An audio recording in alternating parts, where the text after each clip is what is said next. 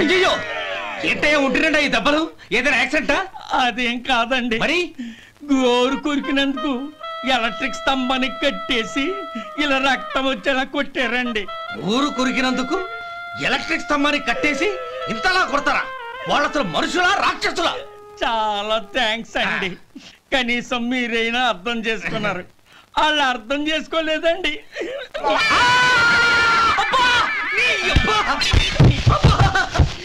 గోరు కొరకడం అంటే ఇదా? నిన్ను కొట్టడం కాదురా, నిలువురా నరికేయాలి. అబ్బా సెప్టిక్ అవుతుందో ఏమిటో. మన 2 ఊర్ల పొలిమేరలో ఉన్న ఈ మల్లికార్జున స్వామి వారి దేవాలయం జీర్ణదశలో ఉందన్న విషయం మీ అందరికీ తెలుసు.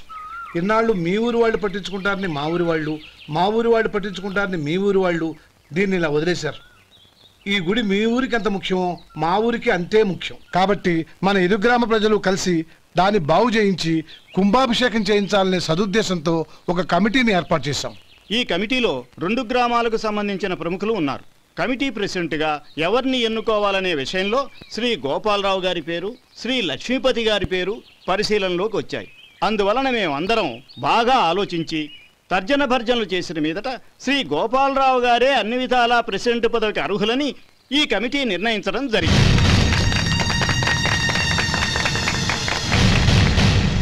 అంచేత ఈ ఉభయ గ్రామ ప్రజలు శ్రీ గోపాలరావు గారికి ఉదారంగా విరాళాలు అందజేసి ఈ శుభకార్యాన్ని జయప్రదం చేయవలసిందిగా కోరుతున్నాం. ఏంటి ఇంకా రాలేదా? ఏంటయ్యా టైం 10 అవుతోంది, బోర్డు మీద 10 గంటలను రాసుంది. మీ డాక్టర్ ఇంకా రాలేదు. అసలు మీ డాక్టర్ కి టైం సెన్స్, పంక్చువాలిటీ ఏమైనా ఉన్నాయా? ఇంతకీ మీరెవరండి? నేను డాక్టర్ అమ్మని. ఓహో, మీరు డాక్టరేనా? డాక్టర్ అంటే డాక్టర్ని కాదయ్యా, డాక్టర్ని చేసుకోబోయేదానని అర్థం. అవును, నువ్వెవరు? నేను ఇక్కడ టోకన్ ఇస్తూ ఉంటానులేండి. తప్పుకోవయ్యా. అవును, మీ డాక్టర్ కి ఎవరో అన్నయ్య ఉన్నాడంట కదా, ఎలాంటోడు? ఎలాంటోడంటే అదేనయ్యా, చాలా కోపిస్తని విన్నాను. ఎందుకని అడుగుతున్నారు? ఎందుకంటావేంటయ్యా? ఆ అన్నయ్య మాట వినగానే మీ డాక్టర్ గడగడా ఉణిగిపోతాడు. అసలు డాక్టర్ చదివే తమ్ముణ్ణి అలా భయపెట్టచ్చా? తప్పు కదా? తప్పేనండి.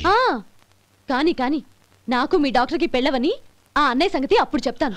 ఏం చేస్తానండి? ఏం చేస్తానా, సంవత్సరం తిరగకుండానే కవల పిల్లల్ని కని వాళ్ళ అన్నయ్య చేతిలో పెడతాను. వాళ్ళకి 5 సంవత్సరాలు వచ్చేసరికి ఆయన్ని బాగా మొట్టికెళ్ళేస్తారు. అలా నా కసి తీర్చుకుంటాను. ఈ డాక్టర్ ఎప్పుడు వస్తాడో ఏంటో. అది సర్లే కానీ నువ్వు పని చేయి. మీ డాక్టర్ రాగానే నేను వచ్చి వెళ్ళానని చెప్పు. నేను అంటే ఓ, నా పేరు చెప్పలేదు కదా, నందిని. ఏం చెప్తావు? అదేనండి, నందిని గారు వచ్చి వెళ్ళారు అని చెప్తాను. గుడ్, పైకి వస్తావు.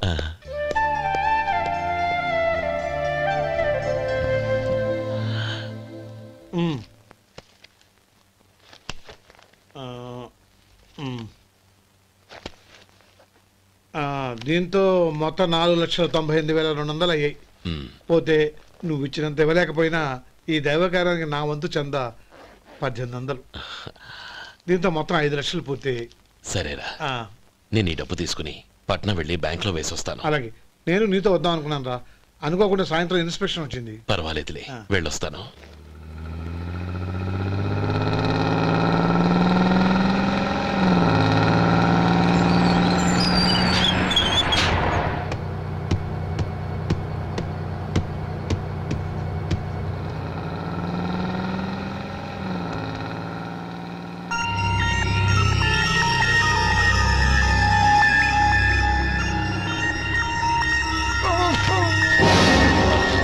అయ్యో మూర్ఛ మూర్ఛ, బసాపండి బసాపండి.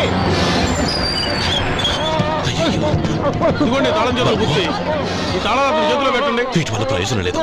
4 ఖర్చుకోకుండా పళ్ళ మధ్య పెట్టడానికి గట్టిగా అది నోటే ఇవ్వండి. ఇదిగో ఇది చూడండి.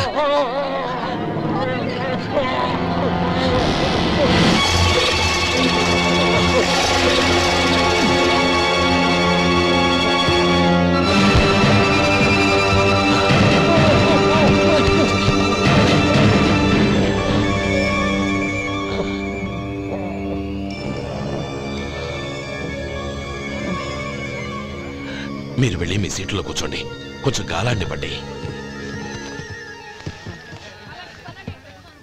ఇప్పుడు ఎలా ఉంది బాబు?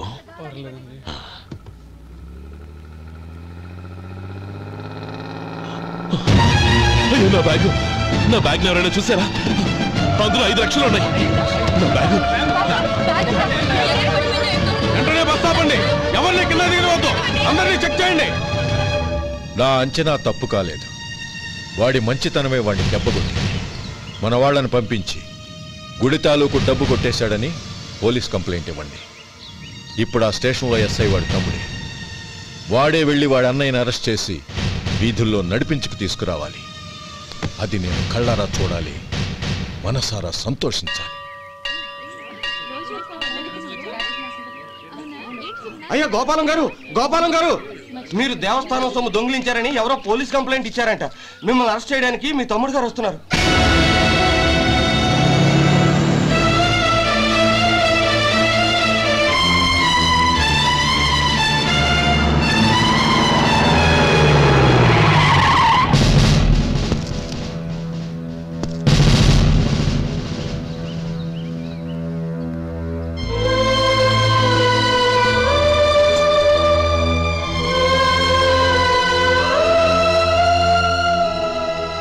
చూడు గోపి, ఎప్పుడు నువ్వు ఉద్యోగంలో చేరావో అప్పుడే తనా పరానే తేడా మర్చిపోవాలి. నేరం చేసిన వాడు నీ తమ్ముడైనా అన్నైనా సరే శిక్షించాల్సిన బాధ్యత నీది. అదే నువ్వు నీ ఉద్యోగానికి ఇచ్చే గౌరవం.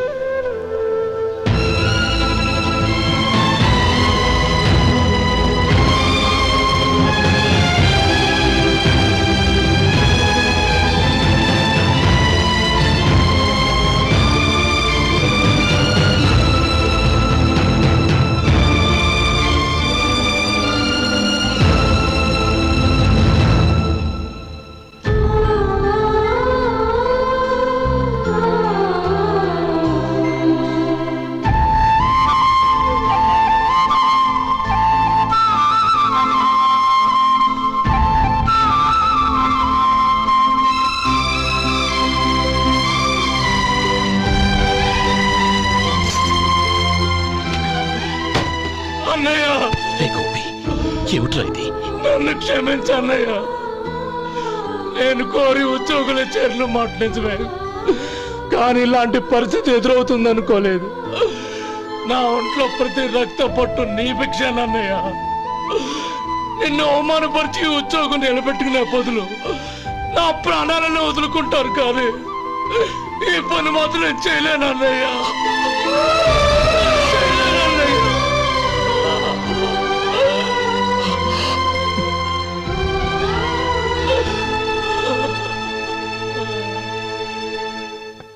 ఏరా, ఇన్నేళ్లు కష్టపడి సంపాదించిన ఉద్యోగానికి రాజీనామా చేస్తావా?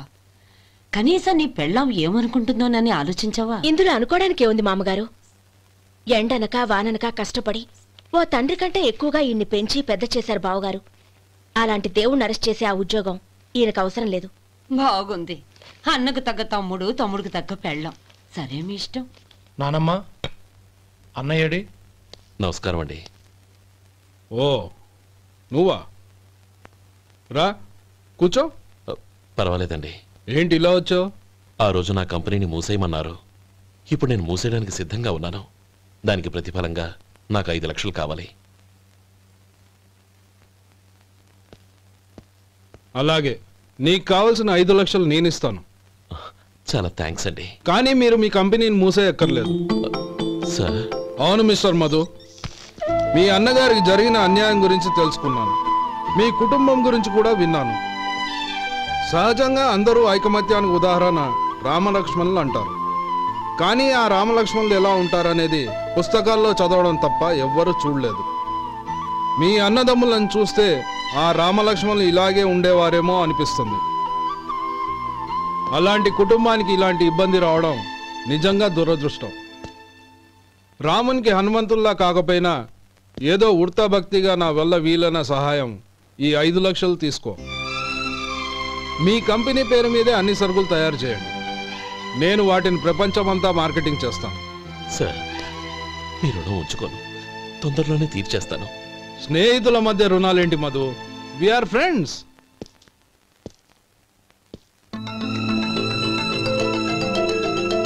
ఏంటే అక్కడ ఆగిపోయావు? రా. నువ్వు మీ అన్నయ్యని అరెస్ట్ చేయడానికి అట్టెళ్ళావు, ఆయన లొంగిపోవడానికి ఇటు వచ్చారు. అవును, యూనిఫామ్ చేత్తో పట్టుకొచ్చావేంటి? సార్ నేను రే, ఈ మాత్రం దానికే బెదిరిపోయి ఉద్యోగం వదులుకుంటావా? నువ్వు ఇలాంటివి ఎన్నో సమర్థవంతంగా ఎదుర్కోవాలి. నిన్ను నేను ఎస్పీగా చూడాలి. అది కాదన్నయ్య. ఇంకేం మాట్లాడకు. ఇన్స్పెక్టర్ గారు, నన్ను లాకప్లో పెట్టండి. ఆగండి సార్, ఆ డబ్బు ఎక్కడికి పోలేదు, నేనే తీసి జాగ్రత్త చేశాను. ఈ విషయం అన్నయ్యకి తెలియక బ్యాగులో డబ్బు కనబడకపోవడంతో అది పోయిందనుకున్నాడు. నేను పట్నం నుంచి వచ్చేసరికి జరిగిన గొడవంతా తెలిసిందే. రే మధు, జరిగిన దానికి నన్ను క్షమించనయ్యా. ఇంటికి వెళ్ళాక అన్ని వివరంగా చెప్తాను. సార్, ఇదిగోండి 5 లక్షలు. ఇది కమిటీ వాళ్ళకి అప్పగించి ఈ కేసు కొట్టేయండి సార్. భలే వాడివయ్యా, తీసినప్పుడు ఒక మాట ఆయనతో చెప్పుండొచ్చుగా. అనవసరంగా పెద్ద స్టేషన్ వరకు రప్పించావు. Sorry sir. అన్నయ్య, మీరింటికి వెళ్ళండి, నేను లెక్క అప్ప చెప్పేసి వస్తాను. వస్తానండి. అలాగే. ఎలా దెబ్బ కొట్టాలన్నా కుదరటం లేదు. అయినా వీళ్ళకు ఉన్న పళ్ళంగా 5 లక్షలు ఎలా వచ్చాయి? అదే బావా, నాకు అర్థం కావటం లేదు. నీకు అర్థమైతే ఆశ్చర్యపడాలి కానీ అర్థం కాకపోతే ఆశ్చర్యమే ఉంది.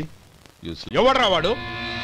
ఇన్నాళ్ళుగా వ్యాపారం చేస్తున్నాను, నిన్నగాక మొన్న వచ్చినోడు వాడు నాకు పోటీయా? వాణ్ణి పెరగనివ్వకూడదు. వాణ్ణి ఇక్కడికి రప్పించండి, నేను మాట్లాడతాను.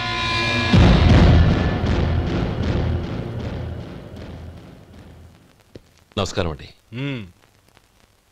రమ్మన్నారంట? నీ పచ్చళ్ళ కంపెనీ మూసేయాలి. నీకెంత కావాలి? 5 లక్షలు ఇస్తాను. చాలా? 5 లక్షలు కాదు, 50 లక్షలు ఇచ్చినా నా కంపెనీ మూయడం జరగదు. బాగా ఆలోచించుకొని చెప్పు. ఈ వ్యాపారంలో పుట్టి పెరిగినోడ్ని, నాతో పోటీ పడకు. నా చేతి కింద 6,000 మంది పనిచేస్తున్నారు. ఆంధ్ర మొత్తం నాకు బ్రాంచులు ఉన్నాయి. నేనే మార్కెటింగ్ చేయలేకపోతున్నాను.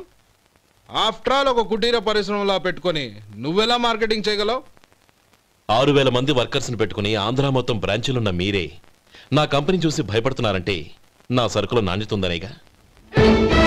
ఆ నాణ్యత ఉన్నంత వరకు నాకెవరూ పోటీ కాదు. ఈ ప్రపంచంలో నేను ఎక్కడైనా మార్కెట్ చేయగలను. వస్తాను.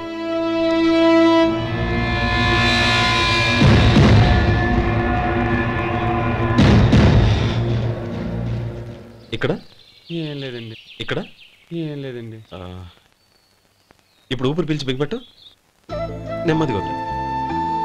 ఓకే, లే, నెమ్మదిగా ఇలా వచ్చి కూర్చో. ఏం లేదు, మామూలు కడుపు నొప్పే. ఈ టాబ్లెట్స్ 3 రోజులు వాడు. ఎలా వాడాలో ఇందులో రాశాను. Token number 29. టౌన్ డాక్టర్ భయపెట్టేశాడు, ఆపరేషన్ అది ఇదని. కానీ ఈ డాక్టర్ బాబు ఏమీ లేదని చెప్పాడు. ఈ బాబు 10 కాలాల పాటు చల్లగా ఉండాల.